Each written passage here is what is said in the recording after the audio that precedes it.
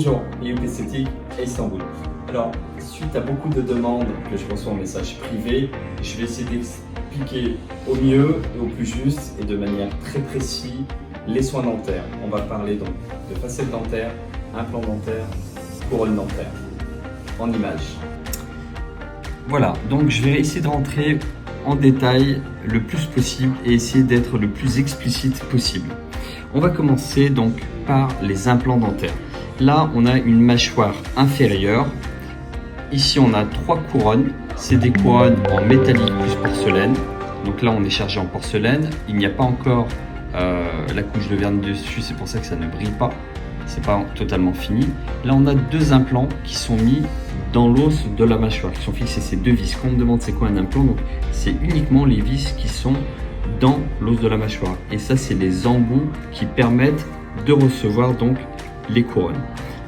Là, on a de la place pour 3 dents. On a mis 2 implants et ici, on met une couronne. On va mettre donc 2 couronnes sur les implants. Et là, on met aussi une couronne pleine. Pas besoin de mettre 3 implants pour 3 couronnes. Voilà. Voilà comment c'est fini le résultat. Et là, par exemple, on a justement 2 couronnes. D'accord. On a mis aussi un morceau de plastique rose parce que la gencive s'est trop rétractée à cette zone-là, pour que justement ça se marie et pour que ça fasse le plus naturel possible. Quand on enlève, pareil, vous voyez, on a 2 implants et par-dessus 2 couronnes. Ensuite, là on a une dentition complète du haut de la mâchoire. D'accord. Au fond, et ben regardez, hop, on a 2 implants et 4 couronnes. Ensuite, on a des couronnes en zirconium, pas de métal, zirconium plus porcelaine par-dessus. Et là, pareil, on a 2 implants et 4 couronnes. Alors, le blanc qu'on choisit, ça peut être un blanc naturel, ça peut être un blanc éclatant. Ça, on choisit ensemble. On est là aussi pour vous conseiller. Si vous avez, comme ici par exemple, uniquement ces dents à faire, on va essayer de faire la couleur qui se rapproche le plus des dents existantes, ce qui est logique. D'accord? Très important. Maintenant, dernier point aussi, là on a vu donc les implants, les couronnes. Et maintenant, on va voir aussi ce qui est beaucoup très demandé, les facettes. Vous voyez là, on a les 2 dents du haut, les dents centrales. Hop, je fais tomber la facette.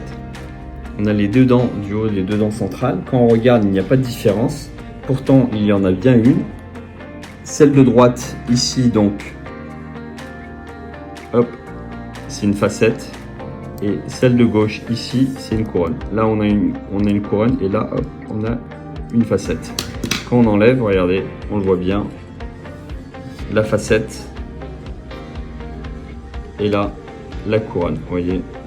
Hop, je vais essayer de remettre la couronne, voilà. La différence entre la facette et la couronne, et là on le voit encore mieux comme ça. On est obligé de tailler de manière beaucoup plus importante la dent pour mettre une couronne et beaucoup moins pour mettre une facette. Par contre, pour mettre une facette, il faut vraiment avoir les dents quasi impeccables, ça c'est très important. Il faut vraiment avoir les dents très alignées, très droites pour pouvoir mettre des facettes.